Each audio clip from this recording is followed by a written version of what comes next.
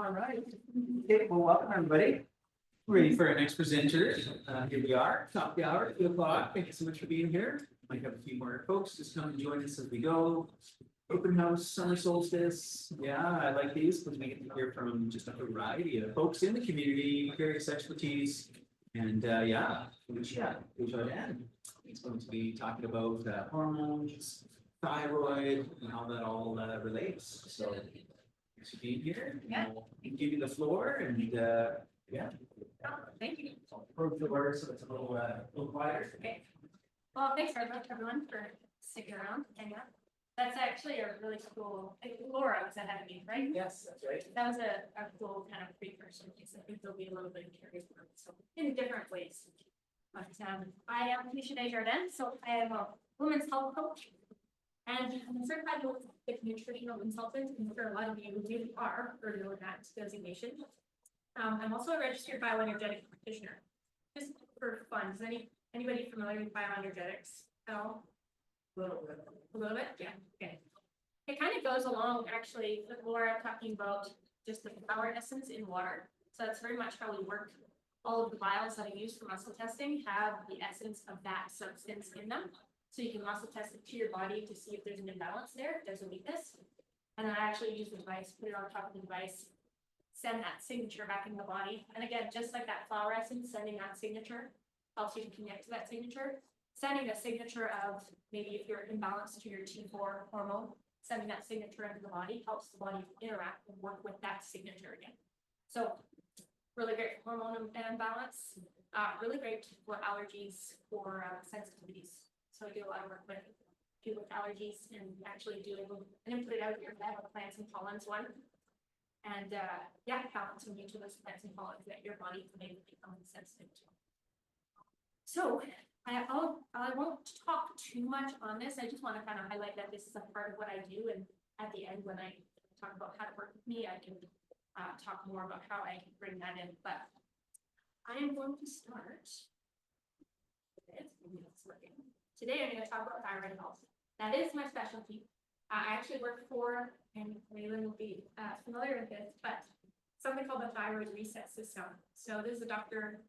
Shalom out of Toronto, and we coach people with thyroid coaches.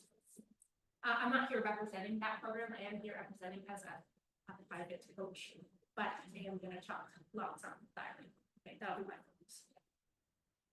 So what we're covered. Sorry, what we start with thyroid reset system. Yeah. Do I need to be standing at a certain spot? No, you're all good. Yeah. Okay. So today we're going to talk about what contributes to thyroid imbalance. There's going to be 4 things that I'm going to cover there. Mistakes that we make when addressing thyroid. Proper testing is a big one that goes unnoticed or just can be a huge frustration for people. And then just a couple practical tips at the end of how to support your thyroid health right now. Okay.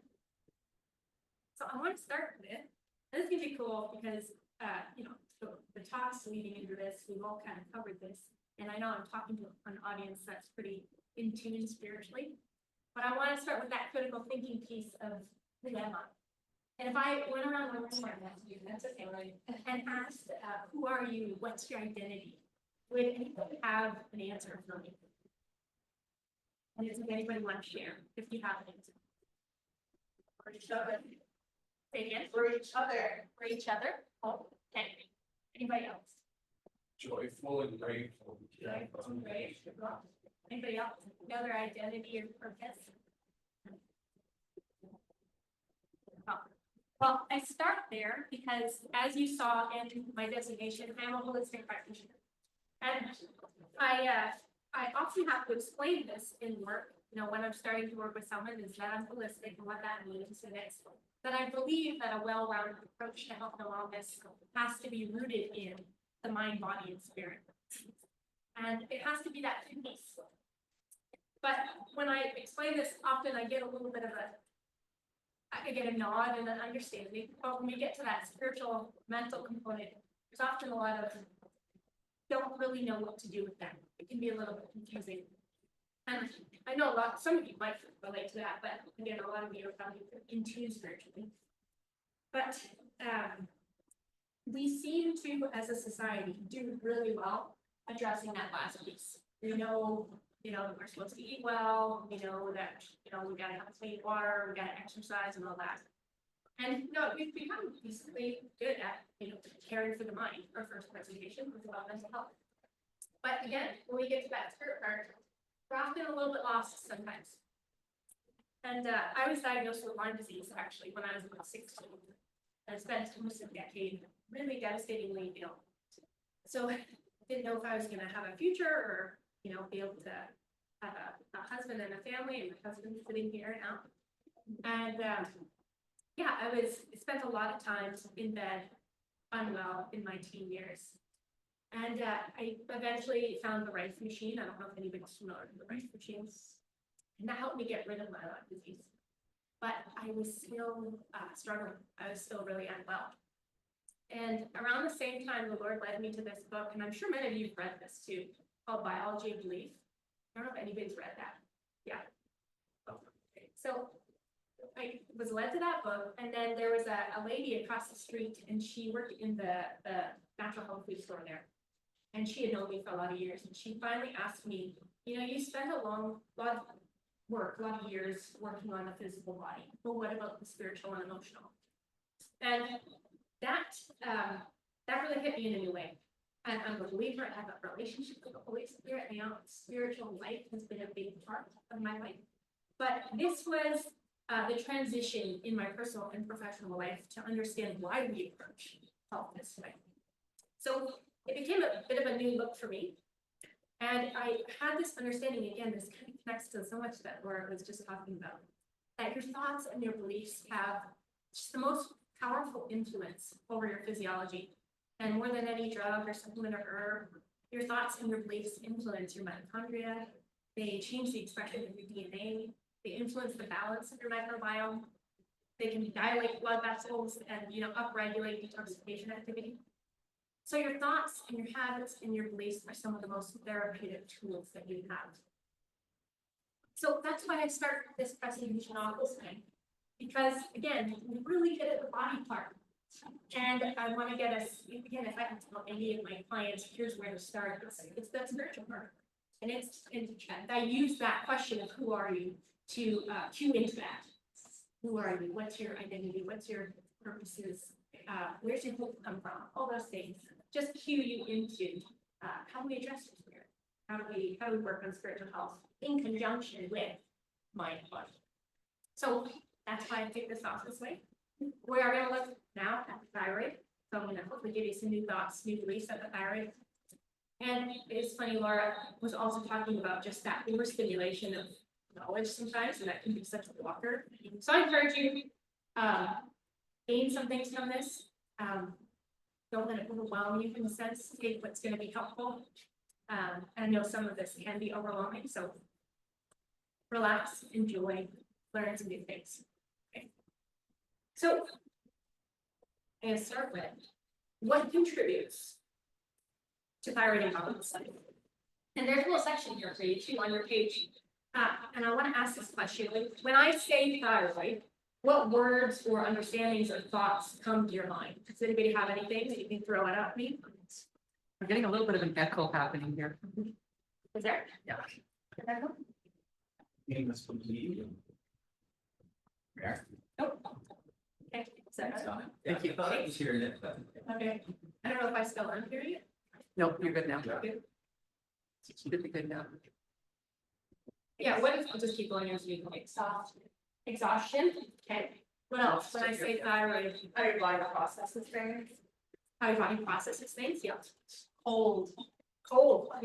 Yeah. Yeah. Okay. Anybody else? Weight. Weight. Yes. Yeah. Love it. Okay. So those are great. There's some of the things that I'm going to talk about. When we think about thyroid disease, specifically Hashimoto's and hypothyroidism, low energy, cold, hair loss, brittle nails, constipation, other body processing, digestive issues, absolutely. Some of this, there are some specific symptoms when we think about thyroid, think about cold or the brittle nails and the hair loss.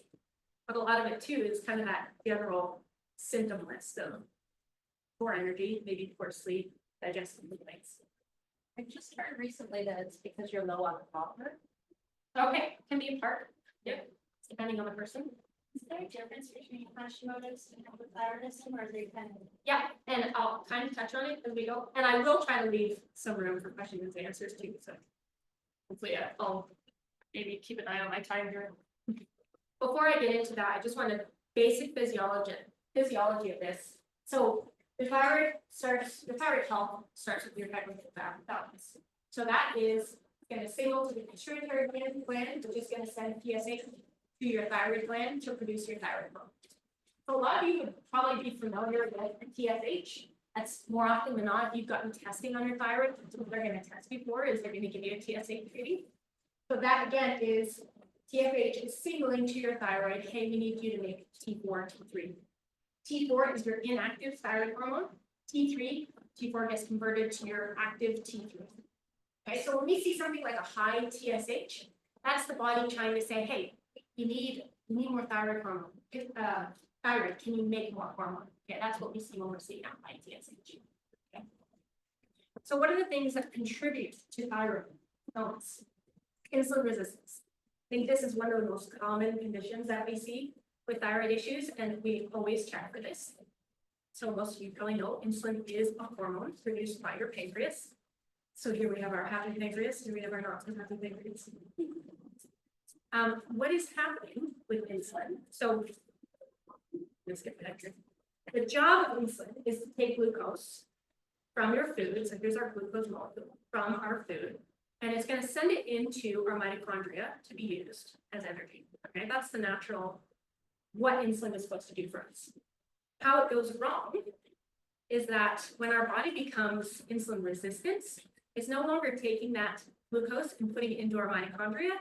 It's taking that glucose and it gets shuttled to our liver, and then it gets stored as fat. Okay, so when we're thinking about insulin resistance, sorry, I'll go back. I know you're just thinking of it's really interesting. Go for it. What happens with insulin resistance? We get weight gain. Okay, that's one of the typical symptoms of insulin resistance, and specifically that weight around the midsection that's really hard to lose. Okay. Also, low energy, because your mitochondria is not getting the glucose shuttled into your cells anymore at that same rate, which means your thyroid also doesn't have the fuel that it needs to keep energy and metabolism up. Sleep issues is another really common one with insulin resistance because you're getting those insulin spikes. So you might have trouble falling asleep. You might be waking up a lot throughout the night, those kind of things. Okay. So you really see a connection even to some of those symptoms with what we talked about with those hypothyroid symptoms. Really, really connected. And again, everybody that I see, I like to test for insulin resistance. And I'll walk through that in the testing section, what we do to insulin. So insulin resistance is number one. Fluoride, we were talking about this at the beginning. So glad you brought that up. I guess Calgary is bringing back fluoride into their water at the end of this month, which is so awful. So this is the chemical reaction of it is, this is your T4 molecule here. And it's the tyrosine with 4 iodines around it, okay? And if we go back to grade 11 chemistry here to our periodic table, we have our halogens. Our iodine and fluoride are in the same family. They're both halogens, okay?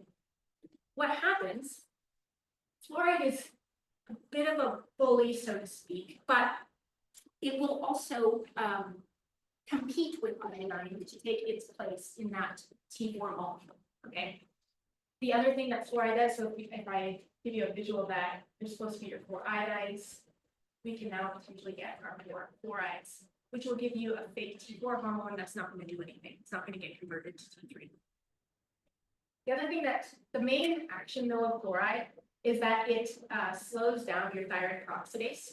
And your thyroid peroxidase is the molecule that oxidizes iodine into iodine on your T4. Okay. So if fluoride is inhibiting that TPO activity, we're going to get less T4, less T3, which can cause that increase in TSH, which is that hypothyroid picture. Okay. So fluoride really directly impacts your thyroid. It's great fun to talk about this because Calgary is going to bring back fluoridation. So making sure that your water system is properly filtering out fluoride is a really essential step for your thyroid health. All right. Even for the same, you think? Well, yeah, you know what, we were talking about that too, shower and like filters. I mean, yeah, your skin is your biggest organ, right? It's absorbing so much. So yeah, showering in fluoride, you're getting so much exposure. You're just really, your whole body's getting saturated there. So yeah, unfortunately, I know. It makes you think about water systems and what you're gonna be putting in your house. Okay, the third contributing factor to thyroid illness, and again, a lot of you will be familiar with this and know this, a lot of you probably eat really clean, processed foods and digestive dysfunction. Digestive dysfunction is commonly something that we work with. A lot of the times, my first steps will be either addressing your liver health or getting your digestive system really turned back on. And again, Laura actually brought this up too with enzymes, ox bile, hydrochloric acid, those kind of things, digestive bitters, which I know like Seller has. Number of different things that you can use to upregulate that digestive function, but that's really key. If I give a visual of this, I think about hiring a contractor to build me a house. I'm going to expect to show up and see good material, good quality wood. I want to know that I'm getting a strong house. I would not expect to show up and see rotten wood. Just like with our body, you can't build a strong, reliable house with rotten wood. You can't build a strong, reliable, vibrant body with processed food that's been so stripped of its nutrients. And again, we think about the thyroid being that metabolism center, right? It's what's giving us our energy. If it doesn't have the proper fuel that it needs, it's going to struggle to do that. So process, even in our program, whenever clients, anti-inflammatory nutrition is a real foundation for us. And I consider pasteurized dairy to be a processed item, gluten to be a really processed item. Those are two things that we know are super inflammatory for people, cause digestive dysfunction. So ensuring that we have the whole nutrient dense foods, organics, high quality stuff is really key to overall health, but of course thyroid health as well. Yeah. Third thing, I love talking about this topic, immune dysfunction. So we often think about the immune system as just this one single dial. Like we talk about, when we're feeling well, our immune system is good. When we have a cold, we know that our immune system is down. We talk about it in those terms. And I want to change the way that we mentally think about our immune system. Instead of just one dial, I want it to really be this. This is a more picture of how your immune system actually works. Okay, so if not one dial goes up and down, it's multiple dials. So if you can see here, I've labeled these, and these are actually, when I'm saying dials, I'm really referring to polarizations. And when I'm talking about polarizations, I'm talking more about, we have our innate immune system and our adaptive immune system. Adaptive immune system is where the Hashimoto's comes in. Okay? So that is producing antibodies against your thyroid. Okay, and that happens through your adaptive immune system. So within our adaptive immune system, we have all these different polarizations, a Th1, a Th2, Tregs, Th17. And it was more, Th1 used to be associated with our autoimmune processes. Before the literature really had a lot more in-depth studies, Th1 was usually blamed. We now understand that Th17 is more at the root of our autoimmune. So a lot of, when we think about, just want to make sure I'm following my notes here. I'm going to get the way fast. When we think about buying a product that says immune support, it really doesn't tell us much. I want to know what part of the immune system is it supporting? What dial is it upregulating? What dial is it downregulating? If you have someone with, again, Hashimoto's, that's the autoimmune process, it's likely that you have Th17 upregulation. If that person also has maybe allergies or major digestive issues, that hollow body space issues, that points to a Th2 dominance. Okay. If I then give that client something like a berry antioxidant, we go out to the store and we get an antioxidant that's berry based, that can actually upregulate that Th2 even further and create or tip them more into that Th2 dominant picture. Okay, so it's really trying to balance out that picture of the immune system. Again, if I have someone autoimmune, antibodies are really high, I'm gonna maybe try to promote their Th1 pathway because that will help regulate that Th17. So, Th1. Yeah, well, That's for your intracellular pathogens. That's the pathway your body's using for intracellular pathogens. Th2 is your extracellular. Think parasites instead. Okay. To give you an idea too of herbs that this goes with, berberine. Berberine is going to upregulate your Th1. Again, your berry oxidants, antioxidants are going to upregulate your Th2. Vitamin D, omega-3s, they're going to downregulate your Th17 and upregulate your Tregs. Okay. So different herbs, different nutrients, do different things. Because of where we're at, I'll mention cordyceps and mushrooms. Cordyceps are going to promote NAC, which is for the liver. That's going to upregulate Th1. Your reishi mushroom is going to extend the life of your neutrophils. That's more to the innate part of your immune system, so not necessarily here. It's going to support neutrophil life. So really cool thing, we're often not taught about this. Again, we go out into the store and we see immune system support and we go for it, but there's so much more behind how we support our immune system. Okay. So love that topic. So some of the mistakes that we make, one of the most common things, we're just addressing our thyroid. So a lot of you guys already know, like we talked about, working on that full body picture, that mind, body, spirit. It's also working on a whole body approach, addressing all of the imbalances, not just focusing on our thyroid, it's addressing everything that's going on. And that's, again, just to tie that in, when we talk about the conversion of your inactive T4 hormone to your active T3, 60% of that happens in your liver, 20% in your kidneys, 20% in your gut. So whole body, addressing the whole body, understanding where's our gut at, how are our kidneys functioning, do we need some liver support? Is that where that conversion is coming from? Okay. Another mistake we make, and kind of connects to what I just said about the immune system, taking random supplements. So again, if there's a fad going out about berberine and it's great for you, but you are Th1 dominant, it's not going to be the greatest experience for you. It's going to tip you even further into that, and you might get more of that joint pain, more of that nervous experience. So really, either doing the proper testing and being able to understand that, we're working with someone who can guide you in that, but tailoring your supplements to your body's needs and what's happening with your body. So being specific there as much as you can is really, really important. And actually, just to continue that too, iodine is one of those things often given to people for thyroid. It's kind of that common, like, you know, thyroid issue, just take iodine. If you are in Hashimoto's and you have really high antibodies, sometimes too high of an iodine dose can actually exacerbate that. So you could actually potentially make your thyroid situation work by taking too much, worse by taking too much iodine. Proper testing. I love going through this too. So again, most of clients that we see coming in have just gotten a TSH test done. They went into their doctor, they think that they have a thyroid issue, and their doctor is just going to test TSH. This is just not enough. We can't get a full understanding of how your thyroid is working just by your TSH. We need to be checking a free T4, a free T3.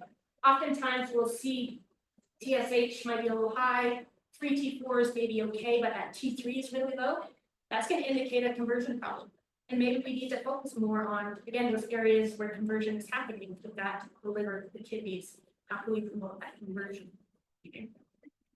And then again, to the Hashimoto's, in order to address or even diagnose any issues with autoimmunity, we have to see if the body is producing the antibodies for thyroid. So that's your anti-TPO, anti-TG. Okay. So thyroid panel has to be all of these things to be really full, well-rounded. Okay. Proper testing continued. So again, going back to what I talked about, is there insulin resistance? What other dysfunction is happening in the body? And how do we check for that? So a fasting glucose and a fasting insulin is the best way to check for insulin resistance. You can actually plug that into something called a Hormone IR calculator, and it'll give you a score of where you're at on insulin resistance. Are you insulin sensitive? Are you 3.5 and your body's really insulin resistant? And that gives us a really great understanding of how to work from there on in. Is that what we need to focus on? Okay. Ferritin, really important to look at how the body's storing iron. Liver enzymes are pretty basic that we usually test. Usually they come back okay, but it's still nice to just give a look. Lipid panel, it's going to be your cholesterol. So again, that points to is inflammation within the arteries. Is something happening with your liver that it needs more support? Why isn't it producing cholesterol or filtering cholesterol the way that it should? So usually my lipid panel gives me a good idea of where's your liver health at. Inflammation, ESR, and your HSCRP. So when I talk about in the immune system, that Th17 pathway in autoimmunity, that's often upregulated. A CRP actually allows us to test for something called IL-6, which is that precursor to that Th17. So if we see a really high CRP, we can understand that there is actually a lot of IL-6 activity, which is contributing to that autoimmune process. So it helps us to kind of be specific, like I said, and hey, if I have someone with a high CRP, I'm going to maybe use the omegas and the vitamin Ds, and the anti-inflammatory things to try to bring that down and down regulate that. Okay. And then hormones, again, often kind of overlooked. I mean, depending, there is a lot out there now on women's hormone health, but again, checking in context, not just looking at the thyroid hormones, but what's your estrogen like? What's your progesterone like? Where are you out there? Okay. And that's going to depend also on where you're at, menopause, premenopause, postmenopause, all those things. Additional testing, so these are the ones, there's so many third-party functional tests that you can choose from. Really, there's an endless amount. But some of the ones that I love to work with is the Dutch Complete. So really cool hormone tests. It shows you a full picture of your estrogens, and it gives you a picture of different liver pathways that are associated with estrogen metabolism. So you can actually see which ones are downregulated and which ones need support. Really, really cool test. Which one? The Dutch. The Dutch Complete, yeah. And then the Dutch Complete includes the Dutch Adrenal, but you can get that Dutch Adrenal just on its own. That's also a fantastic test. It allows us to really see your circadian rhythm. So it maps out a 24-hour cortisol picture for you, and you get to see, is your body producing crazy amounts of cortisol, and we actually need to downregulate that, or is it not producing really big cortisol? And how can we support it there? And then it also, of course, your circadian rhythm is made up of your cortisol and your melatonin pattern, right? And so your cortisol should be at a peak in your morning time, not the lowest in your evening. And that test will map out, and it will show you, are you actually dipped and you're at your lowest point in the morning and highest point in the evening? And again, that's showing us your circadian rhythm is really reversed. And so that gives us a picture of what kind of pressure, what kind of stress is put on your adrenals, and how can we help regulate your circadian rhythms to support your adrenals, and then which will support your thyroid too. Lactulose tests. So when I have someone with digestive issues, but specifically that picture of I'm bloated first thing in the morning, even if I drink water, I'm going to bloat. That's a really big indication of SIBO, that small intestinal bacterial overgrowth. So you can have, dysbiosis, which is that imbalanced microbiome in your gut. We're usually talking about that lower intestine, but that SIBO picture, specifically that upper, that small intestine. So again, excessive bloating is one that will say, okay, let's maybe check for SIBO. Is there a bacterial overgrowth there? We can start to kick that. And then along the same lines, a GI360 stool test. Just give us how much dysbiosis do you have? Is your microbiome very diverse? Is there a lot of diversity? So lots that we can look at there. And when I say testing, it can go off, depending on who you're talking to, can go the opposite way of people don't really want to hear about the testing point because it means going to doctors. I'm a big component of we pay for healthcare. If I can send you to your doctor with the right list of testing and you can utilize the OGIP that you're paying for, we can come back together and we can look at that lower together and get a lot of good information out of it. So I know there's that negative association. This kind of testing? No, because I'm not, only doctors are allowed to give you requisitions. And even in the naturopathic world, it's very frustrating. Again, I've worked for a naturopath. And she can only give a requisition in her province. So really crappy that way. So I can give you a letter and a list of recommendations, and you can either go to the doctor and see if they'll do it for you, which is often actually kind of difficult depending on what doctor you have. And then you can also use functional testing, which these functional testings, I can order and I can. So. Okay, practical tips. I'm actually kind of flying through a few and making them a few times. So, how to support your thyroid right now. So one, digestive function. Again, there's so many different aspects that we can look at here. Do we need to upregulate digestive function? A lot of people are actually dealing with that low hydrochloric acid level. It's not really digesting our proteins. That picture, so upregulating that function if needed. Maybe there's the more healing road that we need to go down. Things like those L-glutamines, so many herbs out here, marshmallow root, aloe vera, all those kind of things that are going to support the mucus production in our gut. So many different areas or different paths that we can take with digestive support, but really supporting and focusing on digestive health and gut health is a really big first step. So, and again, that's connected back to that anti-inflammatory nutrition, getting rid of the processed sugar, that pasteurized dairy. We're really lucky. I'm sure a lot of you have sources, but in our area for raw milk, we have a lot of great resources. I won't give them away because it's illegal. So, removing fluoride. Again, as we're preparing for Calgary, bringing fluoride back. This is going to be a big thing, is finding a filtration system that will filter out fluoride. It's going to be really important. Unfortunately, I don't know, a lot of like the standard filters that I've seen don't actually filter out fluoride. I know just as like a tabletop 1.0 water, it's one of the only ones that actually filters fluoride.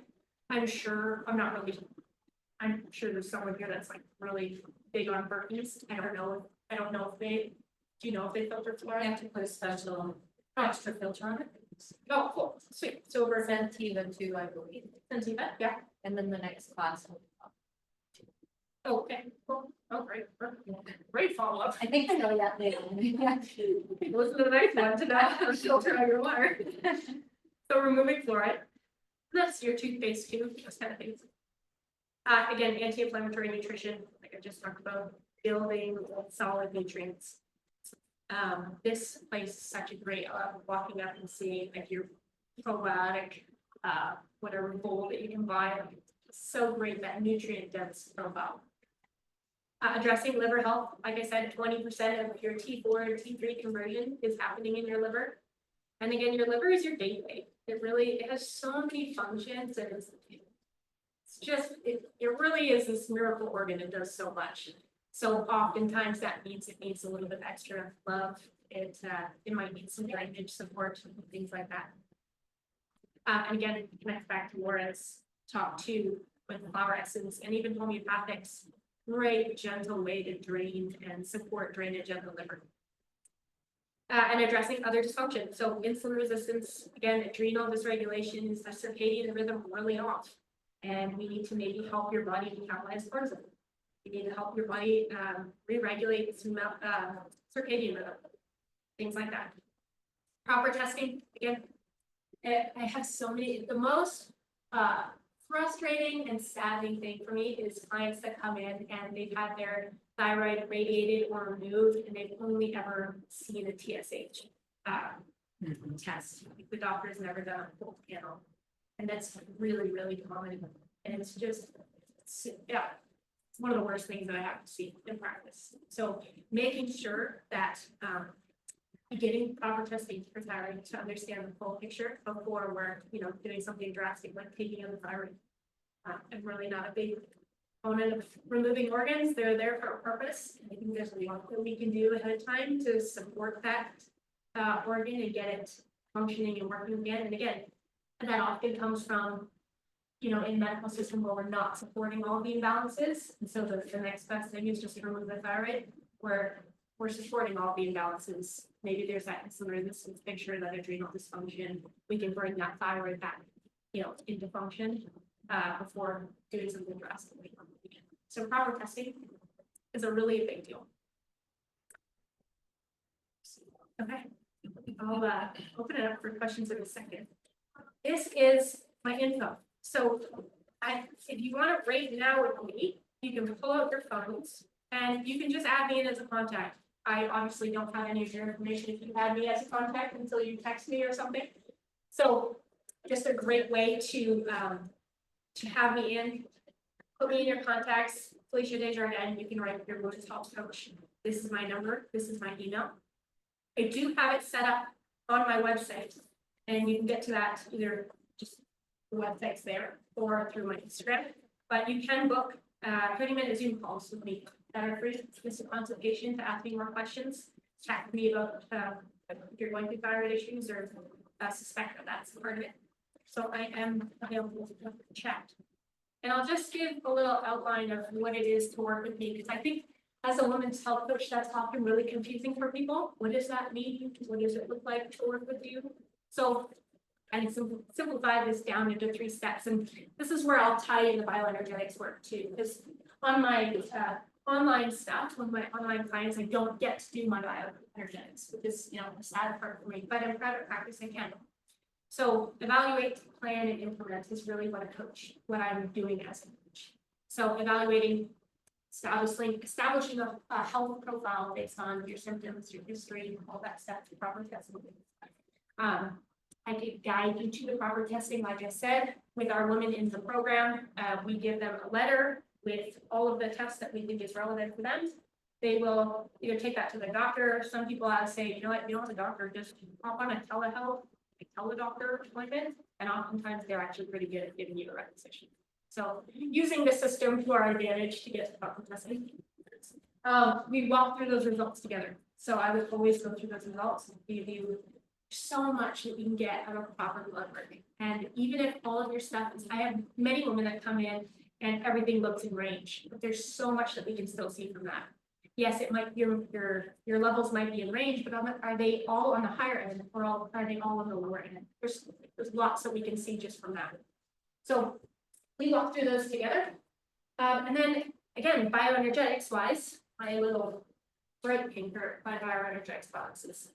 So you're not here in Calgary then? I'm in Carstairs, Oh, in Carstairs. Oh, okay. so I'm a little ways in. I just saw the 226 area code and I thought, okay, you must be out of province. I was previously in Ontario. Oh, I see. That's where this is very popular, is Ontario. So this is where I was trained for this. Not as popular out here, although there are different versions I think out here. But muscle testing is a part of that evaluate. So again, I have it on my endocrine system here. You're coming into the thyroid issue. We're going to look at insulin. We're going to look at T4, TSH, T3. Is your body recognizing those signatures? Again, going back to Laura's presentation with that flour is just sitting in water and the essence of that flour is getting put into the water. Same thing with these vials. The essence of that thing put into that vial, and we can test, is your body interacting with that T4 the way that it should. If not, I'm going to balance each of those things. So the evaluation part, planning based on all the things that we're learning. Walk you through what are the nutrition steps that we need to take, what are the lifestyle steps that we need to take. What is the specific supplement protocol that's going to be, again, going back to the random supplementation, is right supplements that are going to be specific to you. Yeah. And then implementing, that's a big part of what a coach is for. This is about perfection and, changing your life and changing your supplements and changing your diet all at once. It has to be small, consistent, realistic steps, right? And that's, I think, where we shine as coaches, is that we get to work with you on that longer term level to help you implement so that it's going to be with us. Okay, so I like to, what I do is meet with you every 2 weeks for one-on-one coaching check-ins. I think it's a great time frame. I get to give you, here's what to work on in these 2 weeks. Gives you a little bit of time to do that, to maybe experience some changes, and then we check in. And then depending as we go on, we might extend that to be 4-week intervals until you've learned, you've implemented, and you're ready to go off on your own. The goal, I think, for a lot of holistic practitioners is that you're not supposed to be working with me forever. I think a lot of holistic, hopefully works that way too. that it's about empowering, it's about teaching you. I hope you can take away some stuff from this presentation too. You can start implementing on your own. But it really is about, as a coach, empowering you to be able to walk away feeling knowledgeable, feeling I can handle this on my own now. I know what tools I have. Even going to that Hashimoto's, your body never forgets the antibodies. Once your body's made antibodies, it doesn't forget how to make those antibodies. So it's really learning how to fight down that Th17 pathway so that when you come up against a flare, you have your tools to fight that down and you can manage that. So really important. And then again, in-person practice, I get to actually balance you to those things. So that's really cool. That's a really fun part. What I get to do. So yeah, that is my presentation. It's a little snippet from my Instagram. But I think I have a quick question. Yeah. So what about someone who had their thyroid removed because of cancer and she's now on synthetic hormone? Yeah. Synthetic thyroid hormones. yeah, even going to Jessica, is that the beginning here?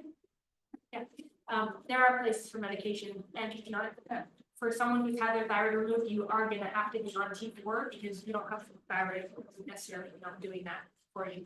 So medication is gonna be important, but walking through the different lifestyle things, checking for influences, there's still a lot of different components that could be contributing to those symptoms. Yeah.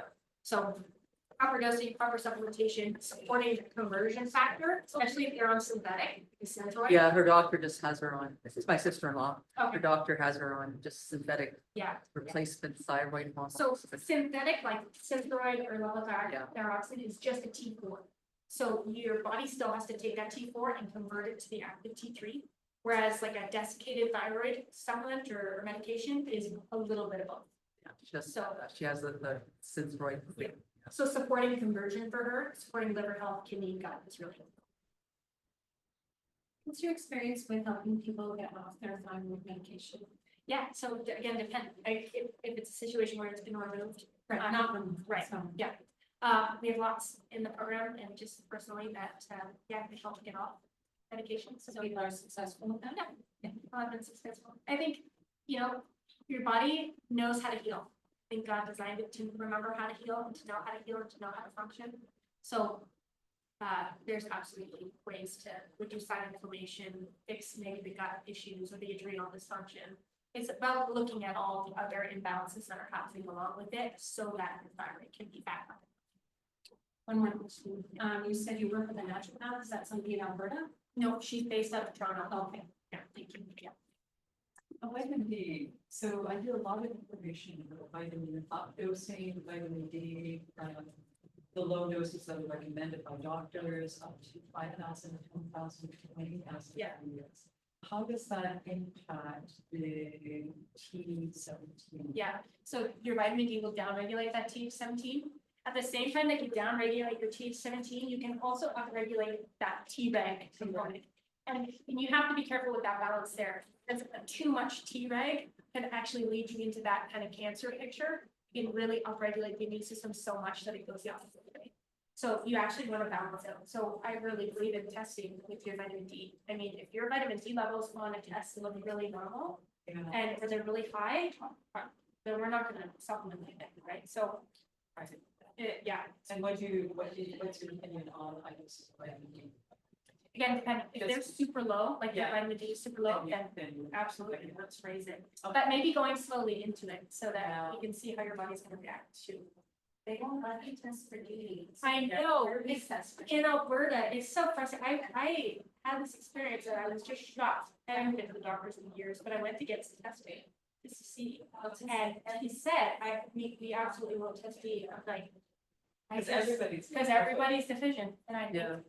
oh man, I understand that most of us are deficient, but it helps to see the numbers, to know where you're at. So we can't tell you where do We you can tell get people? we can order functional testing to get vitamin D, so absolutely. What do you think about melatonin to balance how that's circadian rhythm? Yeah. Right. Yeah, We'll take it some. depending. So not long term, it's still a hormone, you want to be careful with that, but melatonin long term. Maybe more than 3 to 6 months for melatonin for a hormone. So I should be reading the questions here. So melatonin, and if that's helpful. So when we talk about that Th1 dominance, if you're a Th1 dominant picture, melatonin upregulates Th1. It's one of the ways that your body actually fights off viruses in the night, is that at the peak of 1 a.m. when your melatonin is peaking, it's when your body is doing a lot of cleaning out or killing those viruses. So if you have a Th1 dominant picture, then you upregulate or give the melatonin, it can actually make them worse. So But if you have Hashimoto's and the lifestyle is down, regulated on the. yeah, depending on the picture. So Do people, because I've seen 3 milligrams, and 10 milligrams. So I would say it's bad. for the always brain, go some slow. say it's good for the brain. yeah, it is like it's a great antioxidant, it's a great hormone. So there are a lot of benefits to it. But because it is that hormone, you want to support your body's own production of it instead of just giving it. So it can absolutely be a great therapeutic tool. You just want to be careful not much so that you're not, shutting down the body's own regulation and production of it, or, hindering that. So, yeah. Okay, I think I'm supposed to be done here. So. Thank you very much.